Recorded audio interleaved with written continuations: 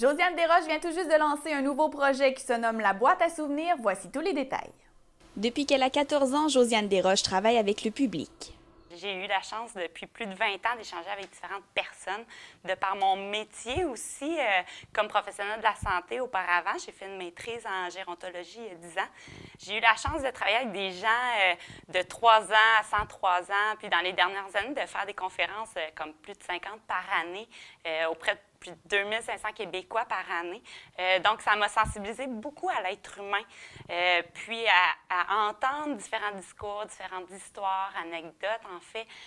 J'ai réalisé qu'il y a beaucoup de gens qui avaient comme projet d'écrire leur récit de vie pour transmettre à leur famille, à leur entourage, à leurs amis. Mais j'ai aussi réalisé qu'il y avait beaucoup de barrières. Donc, c'est pas tout le monde qui a nécessairement les habiletés d'écriture, de synthétiser, de aussi imprimer le graphisme. Comme tout projet aussi, ça prend une date de fin. Donc, souvent, on a la bonne idée, mais on ne le finit pas. Alors, je me suis assise et je me suis dit, je vais trouver une solution pour, dans le fond, répondre à tout ça. Le service est basé sur 3 valeurs. Donc, la réalisation de soi et ce même à la retraite, de la transmission des valeurs, des conseils de la part des grands-parents. Pour moi, c'est important qu'ils soient actifs puis qu'ils nous nourrissent, nous, les enfants, les petits-enfants.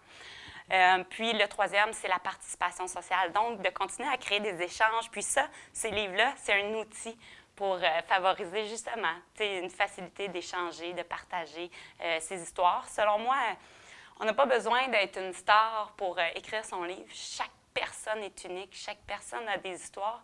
Lorsque vous faites appel au service de la boîte à souvenirs, une première rencontre est prévue, ce qui permet de créer un lien de confiance.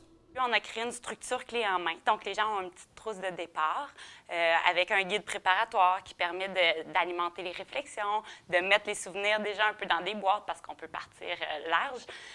Puis, après ça, on déploie une équipe. Il y a une première rencontre avec un écrivain, donc qui capte les faits et les émotions pour bien concevoir le livre. Dans un deuxième temps, on suggère à la famille, aux gens, de se créer un brunch, un dîner, un souper de famille. Puis là, on déploie une équipe. On envoie un photographe qui prend des photos de famille. On envoie aussi l'écrivain qui capte des anecdotes, l'émotion. Puis après ça, on conçoit le livre. Les gens valident, puis on fait l'impression. Donc, les gens, au final, reçoivent 10 exemplaires, plus un forfait photo. Selon la créatrice de l'entreprise, le concept clé en main favorise une réduction de coûts. Parce que d'engager un autobiographe ou des photographes, ça peut revenir coûteux. Donc, notre structure permet de réduire les coûts. Mais à la fois, on voulait laisser des choix. Donc, les gens ont le choix aussi de la page couverture, soit une photo pleine que le photographe va avoir pris, soit une mosaïque de 3 photos. Pour le verso, ils ont le choix d'une ligne de temps ou bien d'une mosaïque en forme de cœur dans laquelle on insère les photos. Puis, on choisit aussi du type de carton, donc laminée glacée ou laminée velours, et soit un 10 pages, un 20 pages ou un 40 pages. Pour obtenir plus d'informations, visitez le www.boîteassouvenirs.ca ou la page Facebook.